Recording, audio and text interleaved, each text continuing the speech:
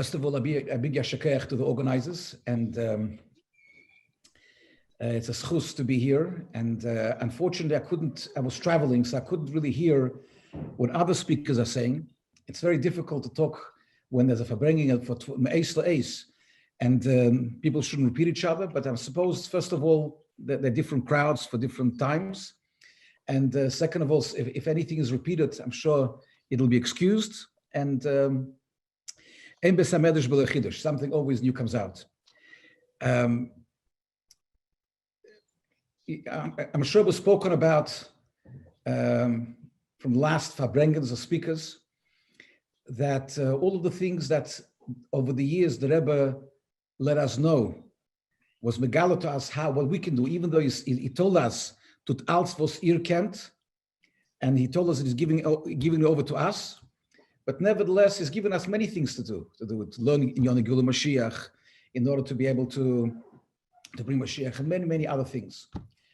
And I've just heard the last speaker who spoke about also very, very important in Yonim, how to internalize and to live with the concept of imminent disgalos of Melech HaMashiach.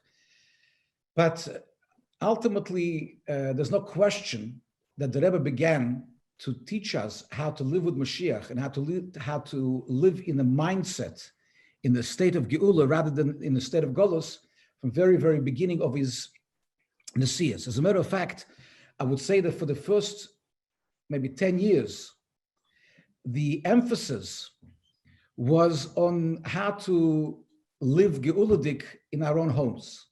Ufaratsto and Bote Chabad and Hafotzas Hamayonos outside, to go into campuses, that began later. But in the very, very beginning, the emphasis was on Chassidim, how to be able to change the mindset around us. And the Rebbe did it in a very extreme way, because it was so much against the grain of even the Frum community at that particular time. And the first 4 volumes of Likutei Sichos really is I would say a derech, how to be able to change the mindset of living a Golosdik mindset to a Mashiach-dik mindset, how to change the whole perception and how we look at everything. And one of the things that the Rebbe taught us is how never ever to be apologetic, never to try to, when people ask us questions, to be able to answer with stolz and with pride, and to call a spade a spade. And that's how the Rebbe behaved all the time. We never ever could find that the Rebbe was apologetic about any concept. I was thinking this Shabbos, the Haftarah, was the whole story of when David HaMelech decided to bring the Oren to Yerushalayim. It was stored for a number of years by Avinadav. And David HaMelech is taking the Oren, and then when the Agola, the Vogen, hat sich ein bisschen geschockelt, so Uzzah tried to hold it, and he was punished for it. And one of the lessons that the Darshonim find from this particular story is that it's not our place to be, so to speak, the people who try to find justifications and to uphold Yiddishkeit, to find terutzim and to be the apologetics for anything to do with Yiddishkeit. It was a story that happened in the late 60s. It was around of a time of a Pegisha. There was a Shabbos dedicated to Pegisha. And around the time, they always used to have different journalists who used to interview Chabad representatives and spokesmen. And a particular journalist, he made an interview with a very famous Chabad spokesman. And he asked him a question. He said that he saw somewhere that when a person is Mechal Shabbos, he's Chayiv Misa, he's liable for capital punishment. How can we call the religion to be a modern religion which is applicable to our days, and not to be looked upon as something which is very primitive and outdated? How can you say that in today's day and age, you take a person who's Mechal Shabbos and he's Chayiv Misa? So the spokesman started to explain that in reality, it was impossible to perform. It's only in theory. In practice, it was impossible to execute anybody. And he started to explain what says in Chazal, what says in Rambam, that when a person was, in order for him to be executed, number one, there had to be two witnesses. The witnesses had to see him act. They had to give him an hasroah, give him a warning. And the warning had to include the fact that he's going to be killed. They had to tell him what he's doing is wrong. And a person, had to continue, had to acknowledge, first of all, if he ignored them and you couldn't tell whether or not he heard them, he couldn't be punished. Only if he acknowledged the hasroah and he continued immediately afterwards to do what he did, then he could be brought to Bezdin, Chav Gimel Dayonim, and then there would be Chakirus Udrishas, and it would be so complicated, one little discrepancy, and nothing could happen. So in order for the person really to be liable for death penalty, he has to want to commit suicide. He has to really know that he's going to continue what he's doing. And afterwards, the Chakirus Udrishas are so complicated that it could never happen. So he started to say that don't worry about capital punishments. It was only to show the harbkeit of the Aveira, but it's nothing really to do with reality. Now, the Rebbe found out, I'm not sure if the Rebbe listened to the actual interview or somebody told the Rebbe, but the Rebbe found out and the Rebbe didn't like that particular approach. And the Rebbe actually spoke about it by Fabrengen. And the Rebbe said that this particular speaker, it's a tumult geworden. He was confused by the question. And he should have answered, said the Rebbe. The answer is right now in Yonah de Yema. They just now announced that the first astronaut, the Americans sent the first person to the moon. And the answer leaked Dorten. So the Rebbe explained how you could answer this question. The Rebbe said, can you imagine that how much work, both scientifically and financially, was invested into sending this person to the moon? The spaceship and everything went along with it. It was billions and billions and maybe trillions of dollars were invested into it, and the amount of training. And this person is a yochid representing the whole country. He said, could you imagine what would happen if, as the spaceship is about to take off, this particular astronaut would take out a cigarette and light a cigarette? Would anybody justify what he's doing? Would anybody come along and find any justification? He's not an individual person. You can't say, I'm doing what I want, it's democracy. Right now, you're representing the whole country and even beyond that. And you're jeopardizing the whole investment into everything that went into it and the whole plan. So the Rebbe said that we are put on earth for a plan where there was the whole investment of Brias Olamais was invested into each and every Jewish person.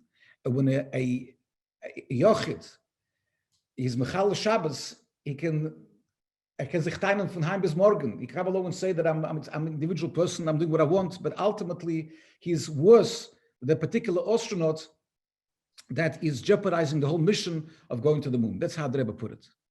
So the Rebbe wasn't into trying to somehow, one time the Rebbe said that when you come into Mekar of a person, you don't teach him Daled Misses as the first lesson of Yiddishkeit. You don't have to, in other words, you could still choose certain things, like the Rebbe said many times, that our way, since the Baal Shem Tov, is to madgish aset toiv, not sur mirah. That's how you begin. So I'm not saying that you have to migala everything. There's a difference between migala everything and to use one seichel, how we bring the message across in Ofer Niskabel. But at the same time, when it comes to Yiddishkeit, the Rebbe taught us not to be apologetic and not to be, and the Rebbe said it's not a stereotype to Avas Yisrael with everything that we do. It's interesting that when the Rebbe said, at Moshe Misam gewesen the Shlichus, but they already completed the Shlichus, people started to think maybe now certain things are obsolete, Miftsoyim and other things.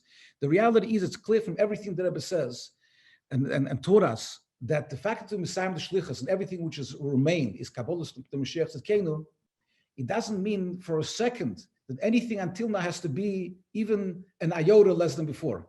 Everything we did, as far as Yiddishkeit in our homes, as far as being Mekarav the Yidden, as far as Avas Yisrael, as far as Tefillah, Torah, Mitzvahs, Davenim, Mivtzoyim, everything has to be on a high level. Why on a high level? Because if you are realizing that it's not just to Mekarav Yidden, but it's to Mekarav the whole world, to prepare the whole world for His Galus and Mashiach, everything will be first class, not second class. And that's what the Rebbe taught us, that we have to go as first class passengers, not economy class passengers, not to try to do things, second class. Every person talks about my zoyer tfei. Everybody has certain kind of a koch in what he does. One of the things that people who shluchim that I work with know that one of the things that for the last decade that I koch in is that to have a system in Chabad everything to do with Yuchsin, to do with Yehudi, with Yuchsin, when people get married. And we created a protocol that Imrit Hashem, it should be followed. And I always find it that there was no Godel B'Yisrael who cared about Taras HaYuchsin by Yidden as much as the Rebbe. Who else took to heart the whole Gzeira of Mi Yehudi, and not just Mi Yehudi. If you look at Mi Yehudi, is only who's a Jew. I saw recently a Yechidus which the Rebbe had with a certain Rosh Yeshiva in Eretz Yisrael, and he started to talk to the Rosh Yeshiva about Taras HaYuchsin and about how important it is to be able to make sure that the concept of Mi Yehudi and Taras HaYuchsin among Jews should be on a top level. And that particular Rosh Yeshiva told him that this is not my eagerness to Marbitz Torah. And the Rebbe said, what is going to help you, Marbitz Torah, to a goy who is a bocher learning in your class? And people didn't understand what it means. It looked like the Rebbe is saying something which doesn't make sense. But today we see how much it makes sense. Today we really find people who are sometimes frum and they think they're Jewish, but nobody checked them out. And as a result, how many people will take to the mikveh before they get married because there was a problem, and when their parents or grandparents, when it's carried to Yiddishkeit, nobody checked them out. So I want to tell a story, which I just thought, just as I was on a plane and I was thinking about what I'm going to talk about, I was reminded of a story that happened, and I really bring it as an example because I encourage shluchim that every single couple that marry has to go through a proper birur with the bezdin, not just to be able to do a questionnaire, because there's so many other things that are, more than meets the eye. So I have a schus that many shluchim talk to me from around the world about those subjects. And there's one particular German, him and his wife, they went to a place called Grass Valley in North California. And they arrived, and it was the first Orthodox presence in the whole of the shtetl. There was never ever, it was purely Reform until now. And he called me up one day and he tells me, I managed to convince there's a couple that started to come to the Chabad house. And this couple are not married, Kedas Moshe Yisrael. And I convinced them that I should do it properly. So because we have to do it very, very carefully with them and tread very carefully, very,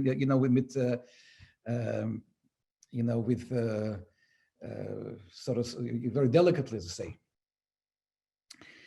So I told them, they asked me that his brother should be Mesader Kiddushin, he should be the celebrant because he has he has ability to be a celebrant.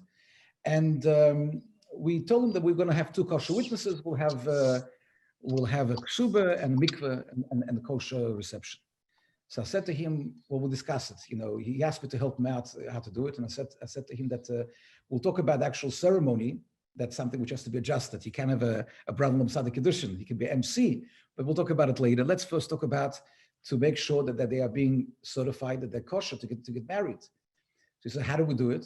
I said, they go to our website. If you want me to help you, they'll go to our website. They download a form, a wedding application form. They send all the documents, birth certificates, any Jewish documents, any secular documents. I will interview them on, it was before Zoom. I think it was Skype or something in those days. And it was pre-Zoom days, whatever it was. And I said to him, and then we'll, God willing, approve them, and then we'll talk about actual ceremonies. He said, you know what, I'm worried they'll go to Reform because they didn't sign up for that. They think it's going to be just the ceremony that they already thought of. And now we're talking about a whole, pecult coming together with it. So I said to him, look, there's no brainer. That's the only way it could be done. He says, yeah, that's the only way. I said, yes. So he said, you know what? So we'll do it properly. They may go to Reform, but he prepared himself to tell them that's the only way he can do it. So he spoke to them, and lo and behold, right away they agreed. So I get the file before even a chance to interview them. I get the files, and I see right away that they both need a get. They can't get married without a get. He was married conservative, very close. You can see that it was a conservative rabbi that could have had kosher Eidim because you could see from the ksuba and everything else. And she married Reform, but you also need a get. So I said, you have to organize a get. He says, what does it mean? I said, well, they're getting married very soon. It was like in a couple of weeks to getting married. So we'll have to be able to, first of all, get the exes to cooperate. Each one has X. We have to get the ones they married before. When I interview them, I have to get Kviyas Shemus. We'll get them to, we'll have 3 shluchim from Northern California to be together with the two husbands, and two husbands will memana over internet, our Bezdin, to write the get, Sofer, Edim, Shliach, everything else. We'll write the get. They'll send us kisuvot. No, we'll write the get, and I'll oversee the Mesira over internet. He says, listen, there's no way they'll agree to that. Not only there's a whole thing they have to do, but they have to involve the exes. I said, listen, you have to ask. The worst thing can happen, they will say no, and then they won't do it. But if you do it, you do it properly. He asked them, they right away agreed. And not only they agreed, but they spoke to the exes, and the exes also agreed to cooperate. The other husband and the other wife. So I conducted the interview to do Bir Yuchsin, which they really appreciated. They told me, and afterwards I told the Shliach. The Shliach is Nochum Yuzevich. He gave him permission to give his name. It's only I give him as an example to many, many others. He really did everything 100% correctly. And they told him that they felt that it was something was very special about it. The attention to detail, everything was done. He said they never had it before with all the other type of ceremonies which they had. And after we were able to do a get, and obviously the Mesira, and we also had to write 2 short psokim why we don't have to wait for 3 months in this particular case, and why there's no shaila of being asura laboil, the fact that she lived with the husband, with the future husband before she divorced the old one, why in this case there wasn't a problem. And ultimately afterwards I told him to break the news to them that he'll be Mesader Kiddushin, but the brother-in-law could be the MC, and everybody will think that he's the Mesader. But the ultimate Mesader was the Shliach himself. Everything was done 100%. They even liked the idea that we're going to just use an old ring that he gave her before.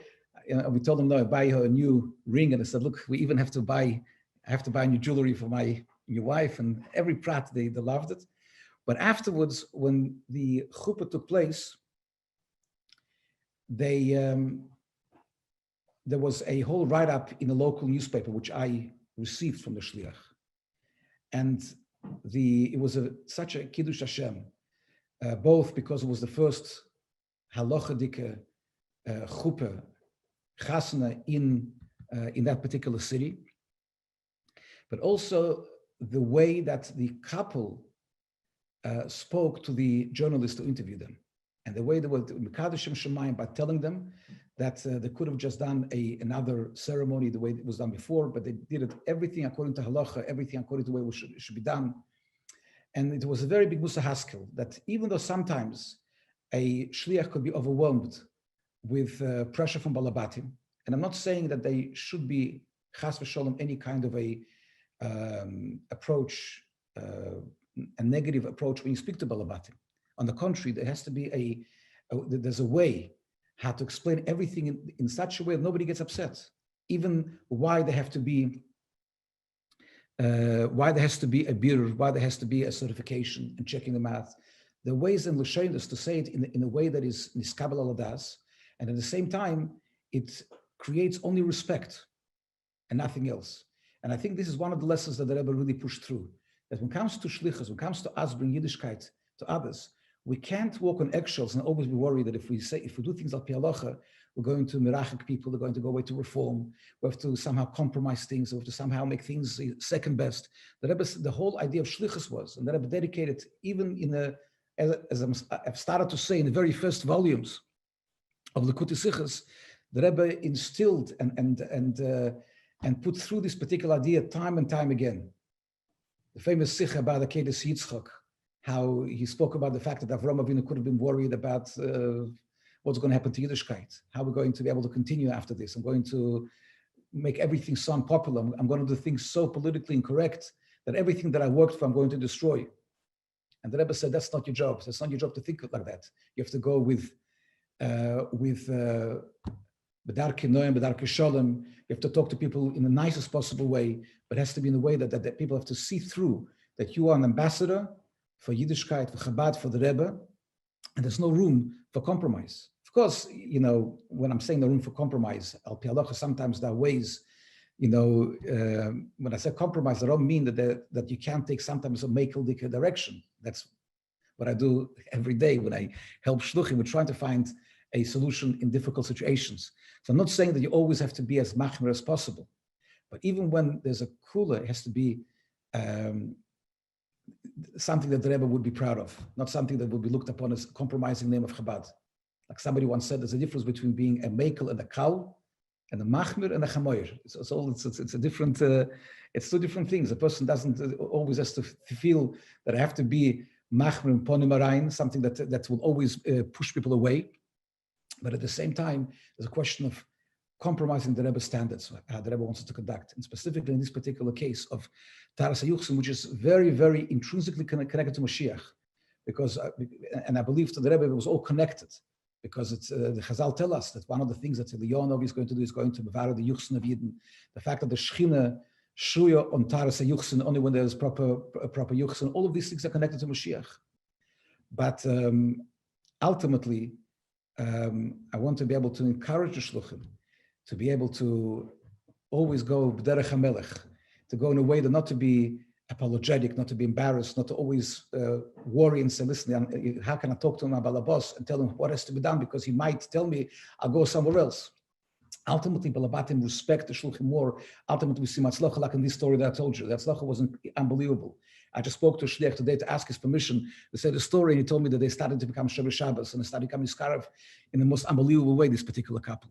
So I want to say l'chaim to everybody that all of us should, again, I want to finish off with what I started, and I give a tremendous yashakeach to the organizers, because it's something which no doubt will give a chizuk to all of us to be able to somehow increase in this particular concept of this very, very heavy and